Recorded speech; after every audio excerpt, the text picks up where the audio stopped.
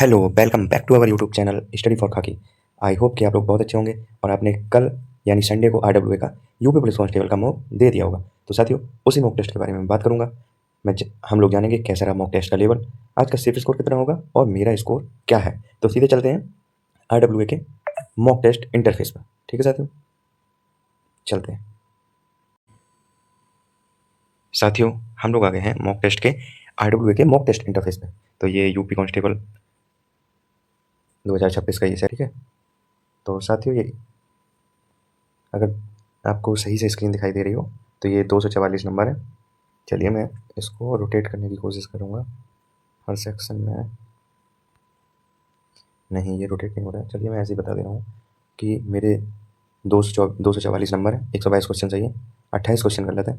94.60% है, 6721 रैंक है, जबकि यहाँ पर 1.25 लाख के आसपास लोग अटैम्प्ट कर चुके हैं।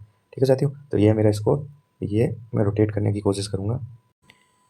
तो ये देखिए साथियों, ये 29 मार्च 2026 यूपी पुलिस कांस्टेबल ये।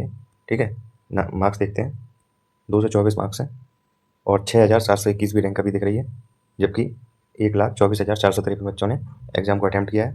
94.60% है। और अगर करेक्ट क्वेश्चन की बात करें तो 122 क्वेश्चन करेक्ट है और 28 इनकरेक्ट क्वेश्चन है। अनअटेम्प्ट एक भी नहीं है क्योंकि माइनस मार्किंग नहीं है। ठीक है, वहीं एक्यूरेसी देखते हैं तो 81.33% एक्यूरेसी है और कट ऑफ क्लियर हो चुकी है। ये भी यहाँ साफ साफ दिखाई दे रहा है। ठीक है, अब हम चलते हैं और सेक्शनल मार्क्स देख लेते हैं। ठीक है, ये देखिए 19 क्वेश्चन मेरे मैथ में सही है और 6 क्वेश्चन गलत है। टोटल 25 क्वेश्चन थे। ठीक है साथियों, और 19 क्वेश्चन के मेरे 38 नंबर बने हुए हैं। इसके साथ ही अब दिखाएंगे रीजनिंग के। तो रीजनिंग में देखिए, रीजनिंग में 45 करेक्ट है, 5 इनकरेक्ट है। 50 क्वेश्चन पूरे आए थे और मैंने सारे 50 अटैम्प्ट किए थे, तो 45 के 90 नंबर मेरे बन गए क्योंकि माइनस मार्किंग नहीं है। अब चलते हैं हिंदी और जीएस के, देखते हैं आगे। तो साथियों, ये जीएस में मार्क्स हैं। जीएस में 26 करेक्ट है और 22 इनकरेक्ट है। टोटल 38 क्वेश्चन थे और सारे मैंने अटैम्प्ट किए थे, तो 26 के 52 नंबर यहाँ पे बने हुए हैं। ठीक है, अब देखते हैं हिंदी के।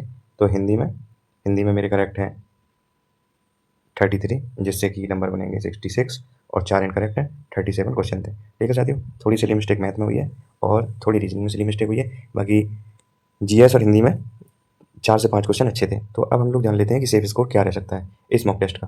तो इस मॉक टेस्ट में गर्ल्स के अगर 220, 215 से 220 हैं, 215 से 220 हैं गर्ल्स के, तो सेफ़ है। और बॉयज़ के 230 के आसपास हैं, तो सेफ़ है बिल्कुल। ठीक है, मतलब अच्छी तैयारी आपकी चल रही है। और साथियों, एक चीज़ मैं आपको बताना चाहता हूँ जो बहुत ज़रूरी है। आप मॉक टेस्ट देने के बाद मॉक एनालिसिस ज़रूर किया कीजिए। और मॉक एनालिसिस के साथ साथ ना, कम से कम 4 से 5 लोग आप ऐसे सेलेक्ट करें जिससे आपको कंपटीशन रखना है, जिससे आपको अपना हर मॉक कंपेयर करना है। ठीक है, और वो 4 से 5 लोग ऐसे लोग होने चाहिए जिनके मार्क्स आपसे ज़्यादा आते हों। जैसे आपके अभी एक एग्जांपल देखिए, जैसे आपके अभी 190 मार्क्स आते हैं, तो आप 200, 210, मतलब जो इस रेंज में है उससे कंपैरिजन कीजिए। और ऐसे 4 से 5 जेन्युइन लोग होने चाहिए जो आपको लगता है कि ईमानदारी से टेस्ट देते हैं।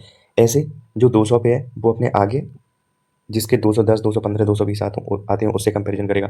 230 वाला 240, 45 वाले से करेगा।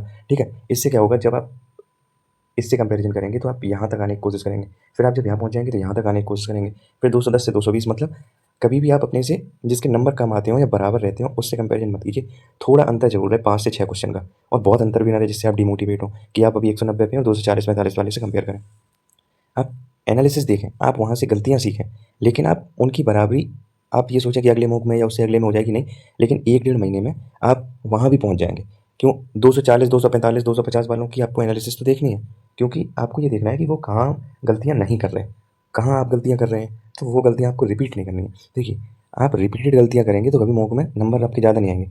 आपको गलती रिपीट नहीं करनी है। जैसे मॉक टेस्ट आप देते हैं, मान लो ऑफलाइन देते हैं, तो आपका अगर गोला गलत भर रहा है, तो नेक्स्ट टाइम आप कोशिश करें कि ना भरें। ठीक है, आप अगर क्वेश्चन जल्दी से पढ़ रहे हैं, उसमें दिक्कत कर रहे हैं, तो आप ध्यान रखें कि अगली बार क्वेश्चन जल्दीबाजी में ना पढ़ें।